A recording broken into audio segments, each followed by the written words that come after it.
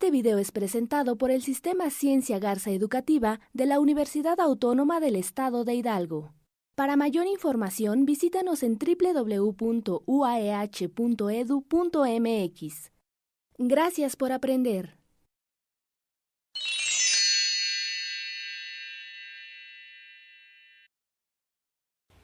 Hola, muy buenos días. Mi nombre es Hilda Blanco Paredes. Soy docente de la Escuela Superior de Anatómico de Tula, la Autónoma del Estado de Hidalgo. Y bueno, el día de hoy vamos a trabajar nuestra materia de alteraciones del desarrollo, un tema importante que corresponde a la segunda unidad y se llama alteraciones del lenguaje.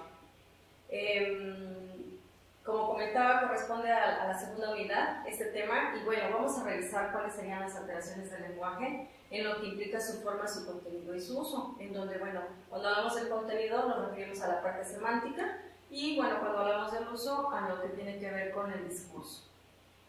Empezaremos por las características.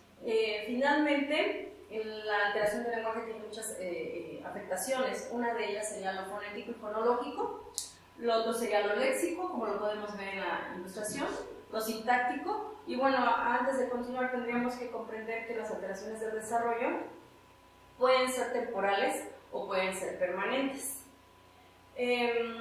La primera tendríamos que hablar de lo que es el trastorno de la voz o disfonía, y que bueno, es una alteración que tiene que ver con lo que es la intensidad del tono y el timbre. En este caso se dividen en dos, pueden ser hipotónicas o hipertónicas, donde las primeras tendríamos que checar, por ejemplo, como lo dice aquí, la voz ronca o una voz apagada. En hipertónicas, aguda la voz o un tono alto. Posteriormente, bueno, para esto tenemos que comprender que hay disfunciones orgánicas y funcionales. Dentro de las orgánicas, en un primer momento podríamos checar lo que es las congénitas, que son lesiones cerebrales, que tienen que ver también con la función endocrina.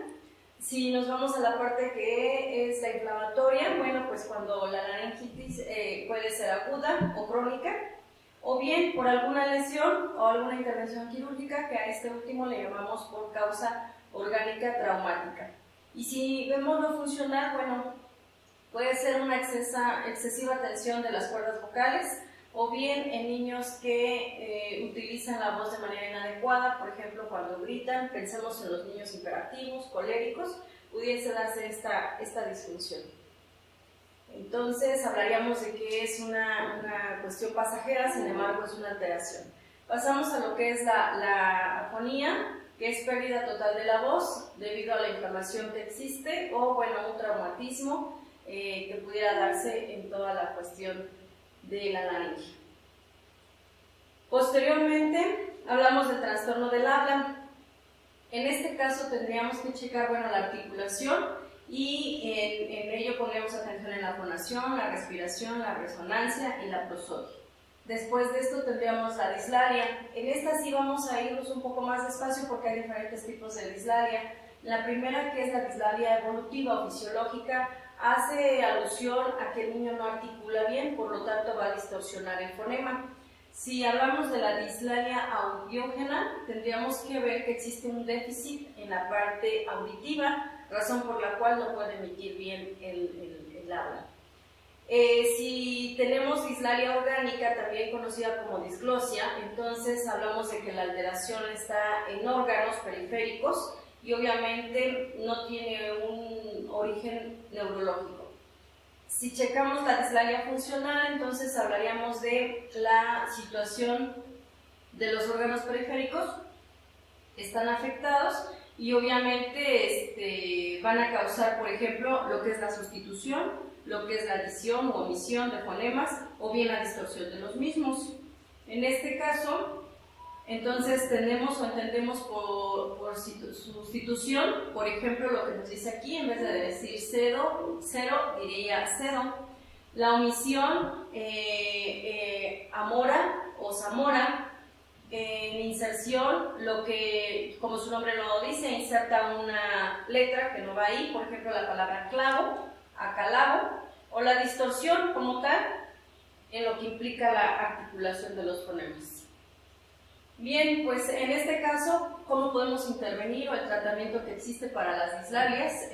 Sería la cuestión de algunos ejercicios que estimulen algunos movimientos necesarios en el niño para la cuestión del lenguaje, que tiene como objetivo, bueno, que articulen los sonidos de manera correcta. Eso sería lo primero.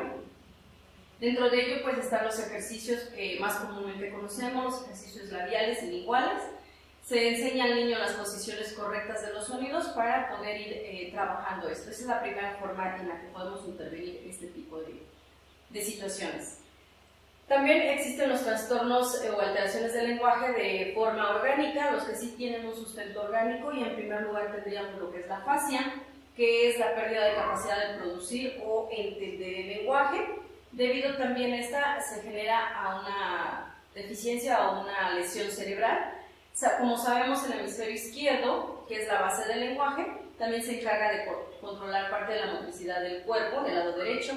¿Cuáles pudieran ser las causas de la afasia? Bueno, un accidente cerebrovascular o una isquemia trombótica, algún traumatismo craneoencefálico derivado de algún accidente y las infecciones localizadas a nivel cerebro. Serían las causas de una afasia. Sin embargo, bueno, cada una de ellas también tiene su forma de intervención. Posteriormente tenemos tipos de afasia.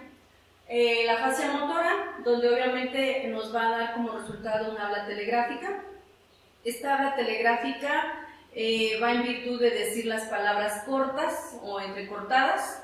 La afasia sensorial, que tiene que ver con una habla fluida pero sin sentido, se habla demasiado, no tiene congruencia o coherencia lo que se habla.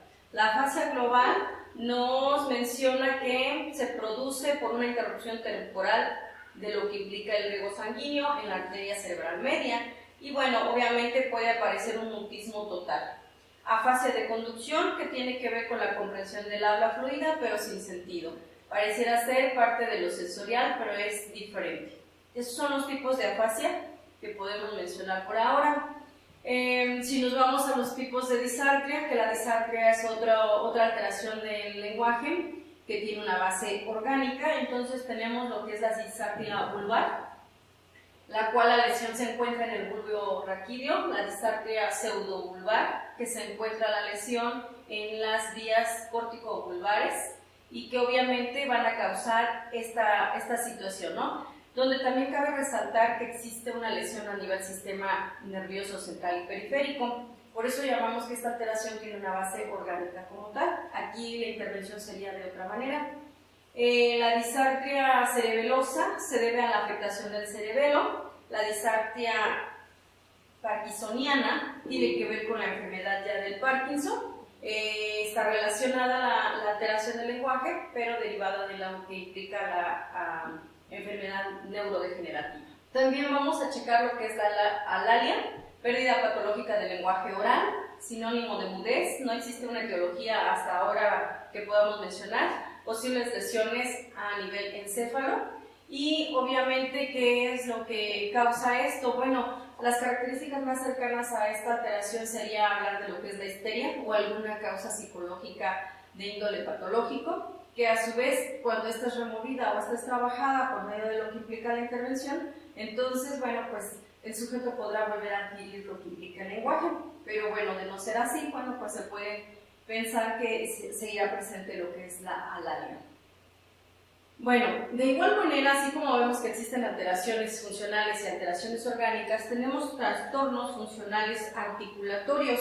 Dentro de estos, pues encontramos dos. Uno de ellos es la tartamudez, como sabemos en el proceso del lenguaje, que es uno de los procesos más extensos. Puede generarse parte de la tartamudez. Se considera que es un trastorno de lo que implica la comunicación y se caracteriza por las interrupciones involuntarias y obviamente va acompañada de una tensión muscular en lo que es el rostro, el cuello, y también se puede generar por exceso de estrés. Dentro de esto se determinan factores orgánicos, psicológicos y sociales que, bueno, van a hacer presentes las características de lo que implica la tartamudez. Tenemos tipos de tartamudez, lo que es la neurogénica, producida por alguna lesión, golpe o en el cerebro, la psicógena, producida por algún trauma severo que se genere en la persona, y la de desarrollo, que esta es la más común que encontramos, que ocurre entre los 2 y los 5 años, aunque sabemos que, bueno, finalmente el desarrollo del lenguaje se sitúa desde los 0 hasta los 7 años. Entonces, cuando hablamos de que en el proceso del lenguaje se genera entre los 2 y 5, bueno, forma parte de lo que pudiera ser la evolución de este desarrollo. Sin embargo, hay que considerar si se genera para saber cómo intervenir en la misma. Y bien, bueno, pues dentro de esto es lo que vamos a estar checando a lo largo de nuestra materia, dentro de lo que es este tema, sobre cómo identificar las alteraciones del desarrollo, cómo poder hacer la intervención a tiempo para poder generar una intervención adecuada, tanto en niños o en adultos, ya que veíamos que también se puede generar alguna alteración a base de un accidente o alguna alteración cerebral. Por hoy es todo, muchas gracias.